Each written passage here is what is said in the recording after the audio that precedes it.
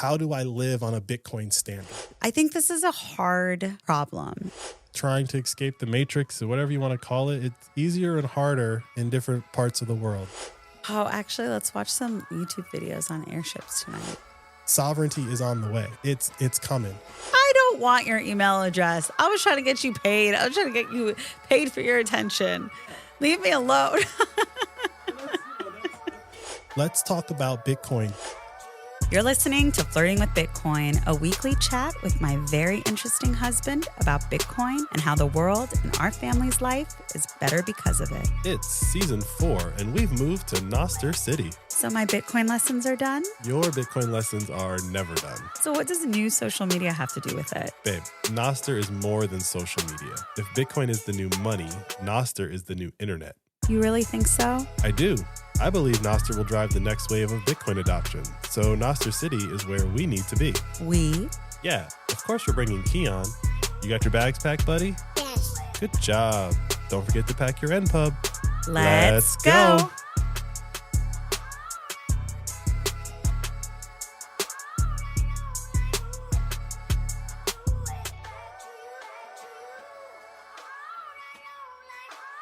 Hey, Ian. Hey, Mandana. I think you have something to get off your chest today. You were a little sassy earlier. And I said, after you kind of did your rant, I said, all right, that's what we're going to talk about tonight. That's the episode. Yeah, I believe what I said was cognitive dissonance amongst Bitcoiners. Cognitive dissonance of Bitcoiners. Basically, like, I'm about to hate on Bitcoiners. No, it's not even that. It's I saw something the other day that was like there's n number of people in the world, I forget, and they were describing them. And one of the groups the guy said was they're the observers, right? They're neutral parties into things that are going on. They just observe and report. And I feel like while I'm a Bitcoiner, I'm also a software engineer, right? I've been a software engineer way longer than I've been a Bitcoiner. Mm-hmm. Had a conversation with your cousin the other day, and we talked for like a couple hours, I believe, right? And it was the same thing, which is there's this like cognitive dissonance among Bitcoiners. For the most part, they're like, we're getting out, we escaped, we see what's going on, right? The dissonance is that, yeah, but like, unless you're leaving the planet, you still have to live amongst everyone else who doesn't see it the way that you do. The reason why I was so riled up was because I literally was talking to your cousin about it for like an hour the other day. And then whatever it was that we were talking about kind of just like resurfaced it. We've talked about this on the podcast, like living this dual life, right? It's like, you're not completely out of the world, right? Like you still have to take planes and you still show your passport to go to different countries. You're not sovereign like that, right? Unless you buy the boat that I'm talking about and you sail to your destination, right? I take it as there are people who are trying to manifest something and they don't want to adopt anything that could get in the way of that. And that's fine. Before we get into what I was talking about this afternoon, I do want to talk about the conversation I had with your cousin, because in that conversation, I was using a really good analogy that I just really liked. And so because you want to talk about this kind of goes with that same concept, right? So I was talking to your cousin. He's young. He's in his 20s, right? He was asking me, how do I live on a Bitcoin standard? Me personally, I kind of just like go, well, it's strike, right? And I say that and I send him some videos or whatever, but you know, he's young. He doesn't have a big frame of reference for the world. So he's just like, I think he's always like checking in on me to be like, am I getting it? Am I getting it? I was saying, look, like you're in your 20s, you get it, but let's make it simple. Let's talk about Bitcoin just as the innovation. Forget about the money. Forget about like, oh, we're going to get rich in 20 years. Forget about all of that. Let's just talk about Bitcoin as the innovation. The first big innovation for humanity was fire. One day, some guy or girl created fire. And let's just say for the sake of this story, there was 10 people sitting there when it happened, right? Creates fire, sets something on fire. I don't know how many people ran, but some of those people ran away. They ran away from the fire. We're not descended from those people. We're descended from the people who stayed by the fire. Life without fire is pretty hard. Life with fire is easier. Mm-hmm. And what I was saying to him is that during COVID, what I came to realize is that I actually was living amongst a bunch of people that ran from the fire. Bitcoin is today's new fire. And there are people that are actively running away from it because they don't understand it. And so what I was saying to him is that we know what Bitcoin is. We have to go out in the world and live amongst them, but we have to acknowledge that they're the majority. In order for us to move around their world, there are certain things that we're just going to have to do whether we like it or not. Our job is to minimize the surface area of interacting with that world. And that's why Strike is such a great service. So what Strike does now, because they have bill pay and get your paycheck deposited into Strike, basically your only interface to that world is financially through a credit card. You basically run all your bills through one credit card and you pay that bill from Strike automatically. And I said to him, like, if you set your life up like that, you will see the benefits of keeping most of your money in Bitcoin. There are people that don't like Strike because it has KYC. I was like, but Strike doesn't want you to have to do KYC. When Strike started, you didn't have to do KYC. But in order for Strike to survive and continue to exist, they had to implement KYC. If they didn't have to do it, they wouldn't be doing it. In order for us to exist in our world, we technically need KYC for what we're trying to do, right? The attention marketplace. But I don't want to ask you for that information. I don't want to force you to KYC through NextBlock. I don't want you to upload any photos, any documents. I don't want to see any of that. That's why we require a Strike account, is because there's actual money involved. This is real money. This is advertiser dollars. And this is, for lack of a better term, a marketplace where all transactions have to work every time. Right. It's not like Zaps where it's like, oh, my Zap didn't go through or whatever. Oops, whoopsie. Like what we're trying to build is more on the side of like a B2B business. Mm-hmm. And there is a certain level of expectations. There will be service level agreements, SLAs. There will be a lot of things in place that we as a business have to do. Instead of looking at something like KYC as like this really bad thing, I'm trying to take a positive spin on it and say, well, what are some of the benefits we get from that? Assuming that it has to be done. Either your Strike account does it for you, or we have to do it to give advertisers the like warm and fuzzy that they want to participate in the system and we're not paying their money to bots. What's the benefit that we get? Well, the benefit that we get is... Hold that thought. Before we get into it, babe, what time is it? The current time is 883-233, and we are approximately 1,042 blocks since our last recording. And if I gave you $1, how many acres could I get on sunny Bitcoin Island? Today, you can get 1,031 acres, aka Satoshis, on sunny Bitcoin Island. More and more, I have nothing to say about the price. There's really nothing to say. Like, this is the new, like, normal. Oh, yeah, the whatever. It's like, oh, we're only a tenth of the way to $1 million. So if it goes to 70, you're not going to flinch? No. All right. This is one of the things I was explaining to your cousin. Like, we've been at 90,000, 100,000 for like a couple months now. History tells us, we could be wrong, but history tells us that this is a moment of consolidation, that Bitcoin is either going to make a big move to the upside or the downside. We know that there is a big move coming because that's how Bitcoin operates. Well, we know that we're closer to the previous halving than the next halving, which means we're still dealing with the repercussions of last halving, and they haven't all played out yet. A general assumption can be it's probably going up from this place that it can't seem to break out of. How far up it goes, it matters, but it doesn't, because for us and for people who've been listening to this podcast since day one, you've been in Bitcoin long enough where you got a lot of it before we're at where we're at. So if it drops down to 70 and you got most of yours at 40, whatever. Yeah. Like, I'm still up, right? Mm-hmm.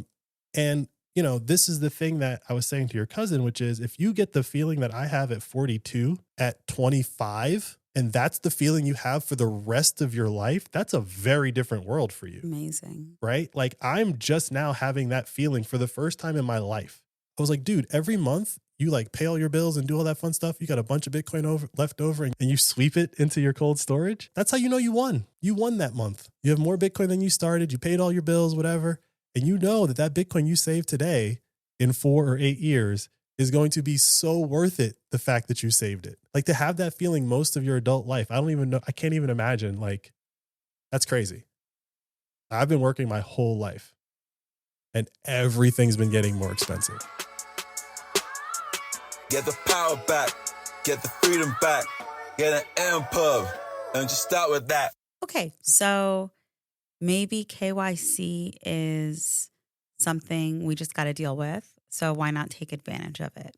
I don't want to do it. I wish we didn't have to do it. But if we do have to do it, let's use it to our benefit. Right. So, okay, we have to do it. What does that mean? What does that mean? Okay. First, it means everyone's an adult. As I've said before, you can't get a strike account unless you're 18, which means fundamentally all of our users of NextBlock will be at least 18 years old. What are all the problems that solves? So the biggest problem, I mean, literally something happened today, which is the government is always trying to protect kids, doing a terrible job of it, but they're always going to give it a try. They're always changing the rules and laws so that they can put on the front that they are protecting kids. And so the most recent one that I saw before we came down here to record is OpenAI, Roblox, some whatever. They're trying to, protect the kids using AI now. Whatever. Okay. But the point is that if you have no kids, then those rule changes never apply to you. That's, forget why they're trying to protect the kids, or we should protect kids, but they're not going to get it right. You're just going to be constantly in their policy changes over time. There was a joke about this on the show Silicon Valley that we watched, right? Season 2, he become Dinesh becomes CEO, but they weren't checking people's ages. Yeah. He's CEO for a day. Mm-hmm. That's a real thing that happened to a lot of companies, which is why it's part of the show. But if you don't have kids. Yeah. The really funny thing is, as you all know, we've been very transparent about it. When we started NextBlock, we watched Silicon Valley again. Yeah, when that happened, I just turned to Ian and I was like, Ian, what is that going to happen to us? How do we avoid it? And Ian just thought for a second. And he was like, strike. You got to be 18 and over. Done. We don't need to worry about it. Yeah, when we first conceived of NextBlock as the name Paid Attention, and we didn't have a social media app to wrap around it, there was never really, the age stuff didn't matter, right? And so it was we have this idea, you opt into it. If you're on Nostr, whatever, it's a free-for-all. All of these decisions, we were the client that uses it figures it out.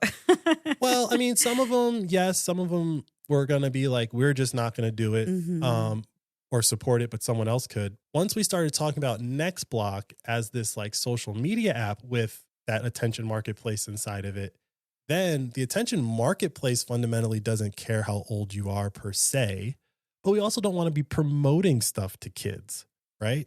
Yeah. So let's just assume They're impressionable. But let's just assume everyone's a good actor and there are no creepy people in the world. But there are companies that are willing to pay money to advertise they don't even know the age of people, right? But they do know what gets kids' attention. Yeah, absolutely. And it's not appropriate, and children should not be selling their attention. Sure. So the point of the cognitive dissonance of Bitcoiners and now Nostriches, we do live amongst them. We do live in their world for the most part. We talk about citadels and we talk about this stuff, but they don't really exist. And so let's not pretend like it's happening tomorrow. Let's make the best things we can today while still working towards all those goals. We as Bitcoiners and Nostriches are always claiming other people have cognitive dissonance, right? We're always they just don't get it. Normies, NPCs, whatever. But they actually live in their world, right? We might see their world for what it is, but their world is their world. That's the world they constructed. You could say it's the boomers' world that they constructed. But if you disagree with that world, that doesn't change the fact that it still exists, right? So, well, isn't this the general conversation with any libertarian? I don't know. Maybe. It's a little similar, right? It's if you don't believe in something, but you live in this. So how do you reconcile that with any choice that you're making? Well, this is why, somewhere between me learning about Bitcoin and today, I got really interested in owning a boat. Because if you do the math and you actually break it down to the first principles of why it is that you're forced to live in their world, it's literally because we want to keep our feet on the land that they control. And so anytime you're in any place that requires you to have any identification, you're in their world. And the only place you're not required to have identification is, I don't know the official number, but I think it's 20 to 100 nautical miles offshore of every country in the world, right? As long as you're in international waters, they can't do anything to you. As Bitcoiners and Nostriches having this higher level of technology available to us, it's a lot more doable to do today than it was for the Pirates of the Caribbean. We could all be sitting out in the middle of the ocean with Starlink, still running our businesses, still doing all our things, but we are not under your jurisdiction. We're not paying taxes. We're not doing any of that because we don't actually exist there. But most of us do. So that's why I think the idea of boats is very interesting. Because if we do want that level of freedom, we're going to have to leave the land until we become comically wealthy from Bitcoin, where we can buy parts of countries and say, okay, leave me alone within this border, but also kind of protect me if like something happens, right? Do I think that will happen in my lifetime? I don't think I'll do that, but I do think that there are, let's say, Bitcoiners out there that are trying to do that. You know, we have El Salvador as a good example. My buddy reminded me of Prospera off the coast of Guatemala or Honduras. So Prospera, they basically came in as Bitcoiners and they said, look, we want to do our Bitcoin thing, but unlike El Salvador, we don't want to do it at the government level and have all of that. Just can we do our own thing over here on this island? And I don't know the details of it. You guys can Google Prospera, but like they've worked out a deal where they have an island that they're doing their own thing. I don't know exactly who's involved in that, like the details of it all, but I do know that they're very wealthy Bitcoiners and they can approach trying to do something like that. They're like a big project, this long-term strategy where they're creating something that's never existed before. Yeah, like you can be incredibly visionary and rethink, redesign everything. The same way that we're redesigning social media. Right. So Bitcoin gives us the ability on an individual level to do that long-term planning that, whether we like it or not, up until Bitcoin required nation states and governments and taxes to really build out the size of entities that we see today. You cannot have a country the size of the United States without telecommunication, without a lot of modern conveniences. The size of it would just be unwieldy. And so historically, countries were not this big. Like the organization was a lot smaller. You had to get there on horse. So how much can you really control? And the Greeks, when they were going to go try to fight the Persians, the guy goes, well, how far away is it? And he was like, oh, it's like 3 months walking. And the guy's like, we're not going to go fight them. We're going to walk 3 months to fight. Are you kidding me? We'll be tired when we get there. But eventually Persia came to them because they had the resources and the organization, right? Bitcoiners, we're just now getting our feet under us. And if you're really a Bitcoin thinker, you can see where this thing is going, assuming, you know, no civilization ending event like an asteroid or, you know, a solar flare or something like that. We see the trajectory that this thing is growing. And so having that long-term vision is great, but we live in the now. And in the now, the Bank Secrecy Act still exists. There's still KYC. You can't really move money unless you've done that in some way, shape, or form. And like, if I'm in that world, I'm going to use that to my benefit. What would be a decentralized mechanism that ensures integrity in your transaction? Are you specifically talking about like checking someone's age? Sure. I don't think there is any amount of technology that can exist to decentralize the verification of someone's age. Because the only way that you can verify their age is by two things: some government official source of truth or their mom. Those are your only two options. I was going to say probably some type of medical testing. I'd put medical testing under like by the state, right? Like some entity is going to prove it. There's no way that you can say, yourself can. Yeah, you can prove your identity. You can say I'm this NPub because I signed this message with this private key, but that doesn't mean anything because we all know if someone gets their hands on your private key, they are now you. So age, specifically like protecting kids, I think is an unwinnable battle. I'm sure AI people will tell me that they're going to be able to do it with AI, and I'll say, cool. When I see it, I see it. It's particularly trying to verify these things that you fundamentally can't unless, like I said, you have a very intimate knowledge one way or another. And the government just has a very intimate knowledge because they force us to write a record in a database when our children are born. They don't really force us, but you kind of have to.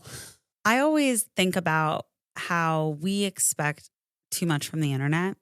Like verifying that someone is a real person is something you probably need to do in person. Everything else is a risk, and you're taking a big risk, and you need to be mitigating those risks for yourself personally. And so, yeah, it is this cognitive dissonance that Bitcoiners, I feel like I even see in conversations on Nostr as they're trying to navigate bots, you know, and not zapping bots, because apparently everyone's zapped bots because they've all fallen for it. And so now suddenly it's like, oh, be vigilant. This is what bots are like. And they're doing and it's really placing a lot of the burden on the individual. So then you would say, okay, well, I don't want to transact with anyone or zap anyone who doesn't have XYZ when I look at their profile. Is that any better than anything else that we have? I think this is a hard problem. And I think for us, I think we're running a very big experiment. And even if it does well initially, we're going to have to run that for a while. And so I don't think it's a matter of like, okay, we do Strike integration and then we'll open it up to anyone and then we'll see how that goes. No, sorry, for a while, it's going to have to be incredibly legitimate. Perhaps other people can try other things. But for us, like, if you want to play here, this is how you play here. We're a business, so we're protecting ourselves, right? Like if we tell someone, you give us money, and as we're seeing today with all the Elon stuff, it's like, we don't know where the money went. That's not a good answer. Obviously, like we don't want to be super dependent on Strike, and we will be working with other partners in the future to provide the same level of service. Hopefully, either A, Strike expands really fast so we can offer this idea to more people, and or B, other people than Strike emerge in the market that seem to have the same kind of ethos. But like, for example, River doesn't have the same API as Strike. So I even contacted River and I was like, hey, this is what I'm doing. I like to be able to offer people two choices, right? I like to be able to offer them, do you want to use your River account or your Strike account? Mm-hmm. And she was like, no, we don't have an API like Strike. And I was like, oh, okay, well, let me know when you do. Right. This goes back to risk management. It's like we've identified what we need to be able to make certain assurances to the people that are participating in our marketplace. And if something else, if another offering comes along that meets those risk mitigating factors, then yes, absolutely. But it's not a priority for Nextblock to do everything that Nostr can. Oh, absolutely not. I mean, we'll never do half of the stuff that Amethyst does. Mm-hmm. Not everybody offers all the things that we need to do what we're trying to do. And that's like how new a lot of this technology is. So we're combining two very new pieces of technology, Lightning and Nostr. One is 4 years old. One is 6 or 8 years old? 15? Lightning. Oh, Lightning. Yeah. Right. So Lightning is, I want to say 6 or 7 or 8, somewhere around there. So all of these things are relatively new, and we know that they're not perfect. So again, we need to mitigate risk from these new technologies as well. And like tonight when I was showing you, like, I have a program on my computer called Rana. I can generate millions of npubs and private keys and programmatically just spam people. Doing those things is not hard. So we have to assume that that's the world we live in. And if you build your like happy path system and don't think that there are any bad actors in the world, well, then you're just destined to fail. Oh, fraudsters are alive and well, and they're very creative. And if there is a remote possibility for Bitcoin, game over. Yeah, and let's not forget that like our government is being run by fraudsters right now. That's what we're learning, right? They're scamming money out of us. Like that's how deep scamming culture goes. If you have a vulnerability, it is going to be exploited. Yeah. Like that's just the fact. And I think that as much as we can think these through and mitigate them, just to get things going, that's really important. But, I got to say, babe, I think more people are going to be on our side than against. No, I'm not concerned about that. I'm just saying that like there's a certain vocal minority that when the issue of particularly Strike or KYC comes up in the Nostr world, it's almost as if you're not allowed to say those words on the Nostr platform. Mm. Specifically like KYC, right? I think those people are always going to exist. I think they will probably not use Nextblock, and that's okay. But I would just hope that they like really think about what they're saying and think about things that they could be missing out on because they don't want to support, in my opinion, one of the more like, I'll just say, Bitcoiner friendly companies in the industry. If we're not going to support them and use what they offer, like, what are we doing? I could use Coinbase. Like, I could build this on Coinbase or Kraken or any of these crypto exchanges or Binance, right? Like, we could be building this on any of that. We're not choosing that, right? We're choosing Strike, who like is trying to orange pill professional NFL players so that they can get the message of Bitcoin out as well. I just think that it's a weird position to hold, particularly against that company. You know, if you want to say it against Coinbase, all right, that's a different story. Come on, guys. Come on, guys. Get the power back. Get the freedom back. Get an MPub. And just start with that. I do think that in any group or community, you have people that are on a spectrum. And there are always going to be Bitcoiners who are going to be the difficult stronghold, uh, originalists, white paper originalists. And then there are going to be people who are just so focused on long-term adoption. And I think possibly more concerned with more people getting to know what Bitcoin is than ensuring the ability to be 100% sovereign in every way that you're using it. Did I say that well? I feel like I summarized that well. Yeah, that's a great, 2-sentence way of explaining that. I don't want to harp on it too much. I had a really good conversation with your cousin, and for someone who is way less technical in the sense of like programming and is really just like hungry for like, hey, I just want to know how this stuff works. Like, he understands what we're doing. He gets why it is the way that it is. So it's not like this is like a crazy idea. It's just when I see a couple people, it's always the people that are vocal. But I have to remind myself that for every one person that's saying that, there's probably like 100 people that aren't saying anything. And they're just like, oh, okay, that's cool, whatever. Yeah, it's always the loud vocal minority that can make us feel a little defensive of decisions that we've made that are actually quite obvious. But it's a part of being an innovator. It's a part of having fresh ideas and giving something a shot. People are gonna hate.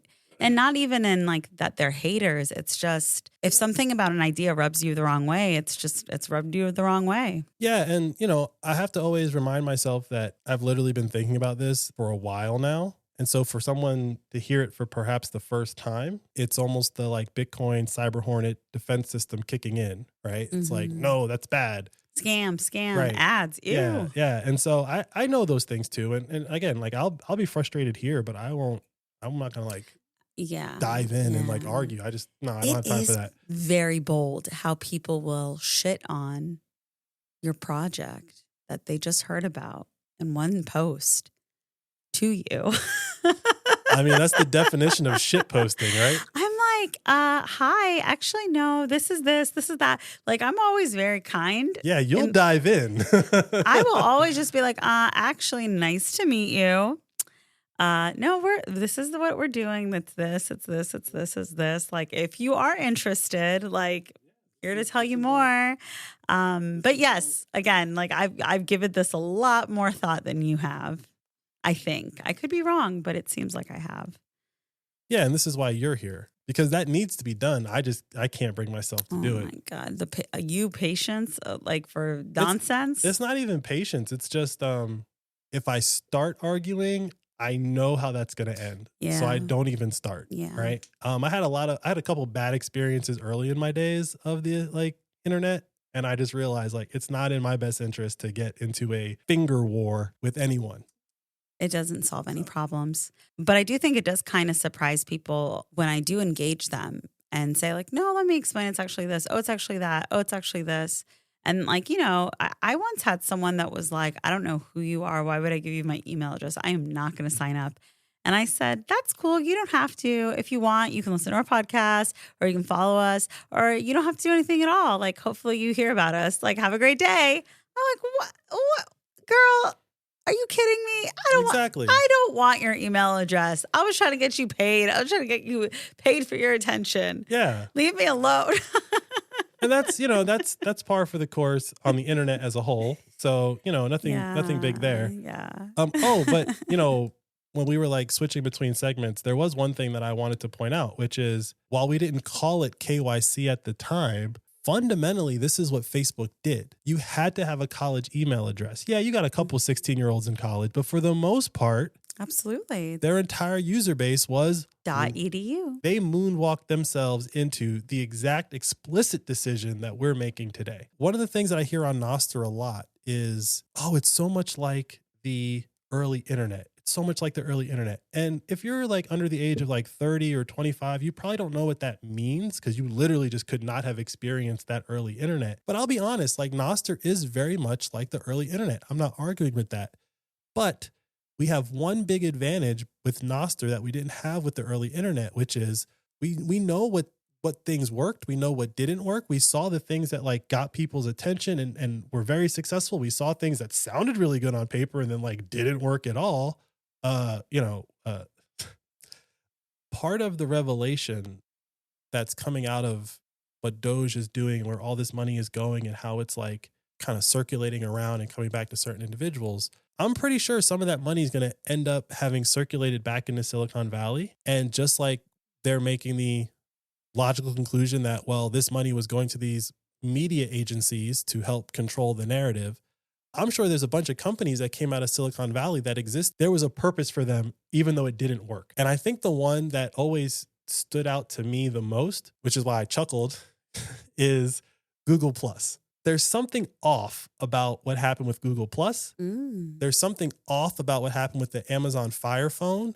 There's something off about a couple of things that it ended up being like a $500 million to $1 billion write-off really fast. They're not writing it off, but like even Apple right now, and they're like Apple Vision, they just revised all their numbers to be like, yeah, we're not selling any of these. Like, so what was the whole thing about? What were you doing? What were you distracting us from? Right? Like, what was if it never was going to work, if you spent $500 million and then shut it down after 9 months or a year or two, like, why did you really do that? What did you benefit? How did you benefit from that? You don't believe that it was actually just a failed project? I think that there are a ton of failed projects at Google for sure. But Google Plus, I'm actually wondering what its true motives were as I'm literally sitting here thinking about that story.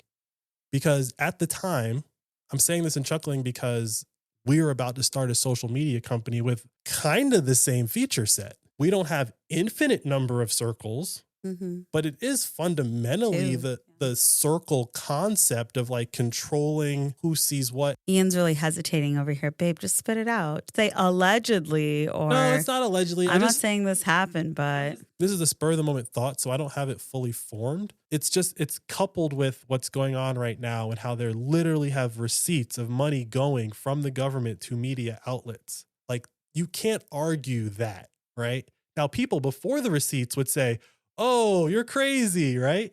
Well, like Google Plus and some other things, you're saying, oh, are you sure it's just not a failed project? And it's like, well, maybe. So what, you think that was a way that they funneled money to the media? What is the conspiracy? It was an attempt at taking control of social media because MySpace existed and Google gave MySpace like $1 billion to be able to like index all of MySpace. And then Tom disappeared. And then everyone thought, well, the innovation is social media. Google has the indexing of it. So game over. But then Facebook kept going and going and going and going. And so having basically bought MySpace wasn't enough. So then what does Google do? They created their own social media company. But why is it so important to you? Why is this thing so important? Why do you have to spend $500 million to try to fundamentally stop Mark Zuckerberg, right? Like what was the purpose of that? What we're learning today is that Google Plus didn't exist, but Facebook did. And Facebook fundamentally did what we thought they were doing, which is censoring social media. Did they come to an agreement and Google just dropped out and Facebook just agreed to start censoring stuff and controlling what we see? Oh, so you think Google Plus was doing well? I'm not saying it was doing well, but to Google, the money doesn't matter because they had other businesses. But to Facebook, if Google was actually going to like come in and stop their growth, that was going to matter to Facebook because they didn't have other businesses. So just by its existing, they got leverage over Facebook. And that's why I'm sitting here chuckling like, is that when the Facebook government connection actually started? Because Google is also the government? Yes. China does not let Google inside of China. TikTok exists in the United States. China does not let Google inside of China. Do you think TikTok is the new Google? No. Oh, okay. No, I thought because of their indexing capabilities. I didn't understand that. I'm saying that China is so concerned or afraid of Google that they do not let it inside of China. Mm-hmm. They let other American companies inside of China. Why not Google? What is Google doing that China does not want it doing? It's basically spying on the entire internet. Guys, this podcast took a turn. So as we sit here and we're building out NextBlock, we know that we're not like a massive corporate entity that's like in cahoots with the government and is like trying to get leverage over TikTok. We know we're not that, right? And I'm sure everyone who's been listening to us for the last 4 years knows we're not that. What a convenient backstory. It's a super convenient backstory. Long play.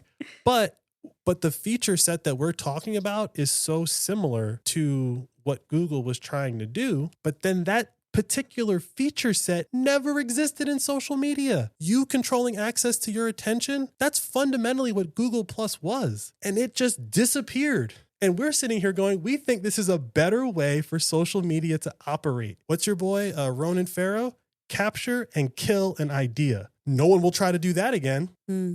That's why I'm chuckling. Maybe. That's why it's like, oh, we all think Google Plus didn't work and that it's like whatever. And Facebook was the better option because it won in some like weird belief that it was an actual competition. But what if they just like spent $500 million to spike an idea so that nobody would try to do that again?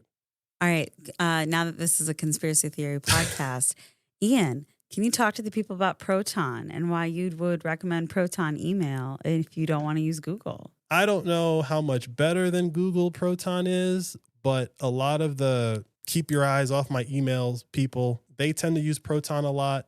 It's an alternative to Gmail. Usually everyone has a Gmail account, but Proton also has a couple of cool things. By the way, this is not a sponsorship. We just use Proton for NextBlock. We obviously both have Gmail accounts, and I was like, we're not doing any of our business on Google services. So like we use Proton for things and other services for other things. But the cool thing that Proton has is you can send someone an email, but it's not sending them the email. It's a message that says, hey, someone has an email for you. In my opinion, it's a better way to do email if you know you're emailing someone's Gmail account, if you assume that it's going to be read by the government or by Google, right? So that's why most people recommend Proton. We've been using it. I like the mail functionality. They have some other stuff. They're trying to compete with Google Suite, but one of the things they do offer right up front is a VPN. And so if you get a Proton, if you pay for Proton, we have the enterprise for companies or whatever, but you get a VPN package with that. So then you put that on all your phones and all your devices. And if you truly were concerned about someone reading your email, then this is like another way to protect yourself from having your email read. Again, not a sponsorship, just did not expect this to be a conspiracy theory episode, but. Would you say Bitcoin maxis use Proton email? I think most of the people that I've sent emails with that are Bitcoiners are using Proton.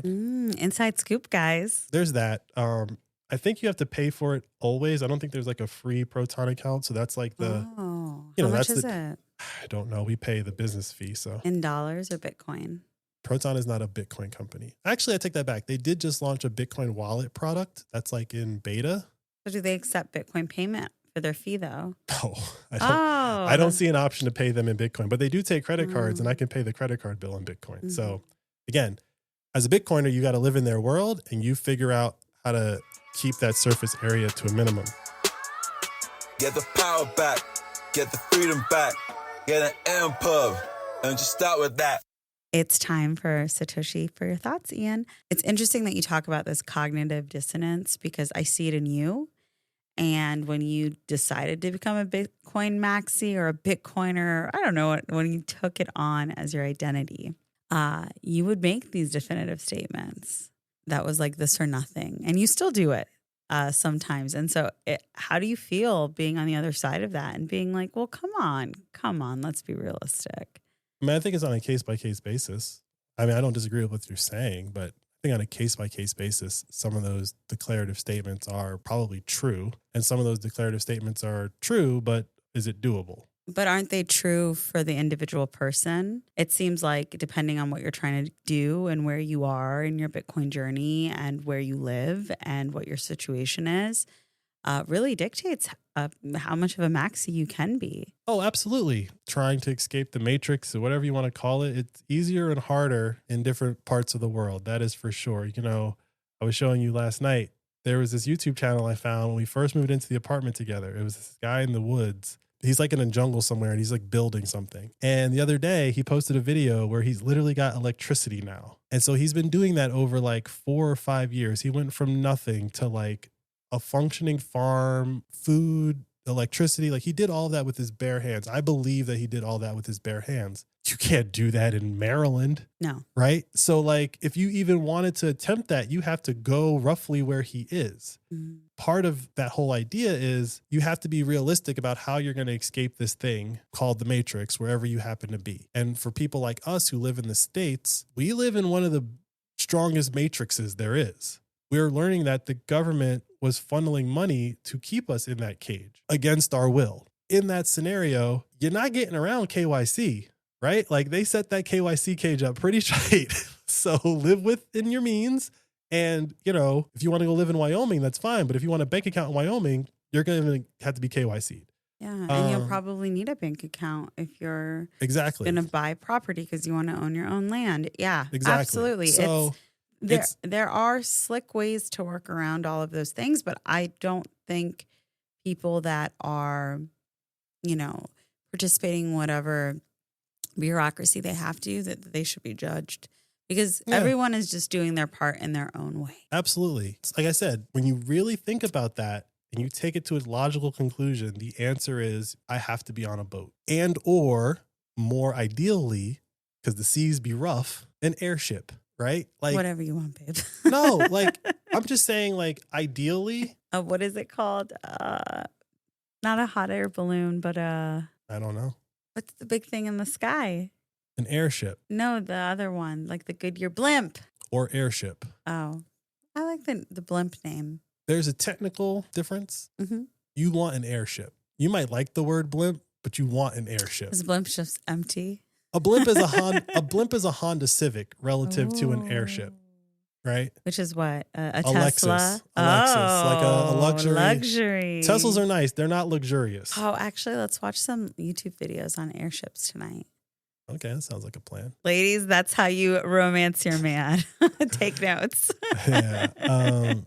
But no, when we're talking about this this idea of sovereignty, there is always a caveat to it, which is within your means. There are some very smart people that are working on how to be the most sovereign they can be, and I applaud that. But if you're trying to create a business and then you're only going to sell to that group of people, that's a very small group of people. And unless they're willing to pay millions of dollars for your services, which for those people, if you have certain skills, they probably will pay millions of dollars for your services. If you can build an infinite energy machine out on their land in the middle of Wyoming, they will probably pay you handsomely for that. I can't do that.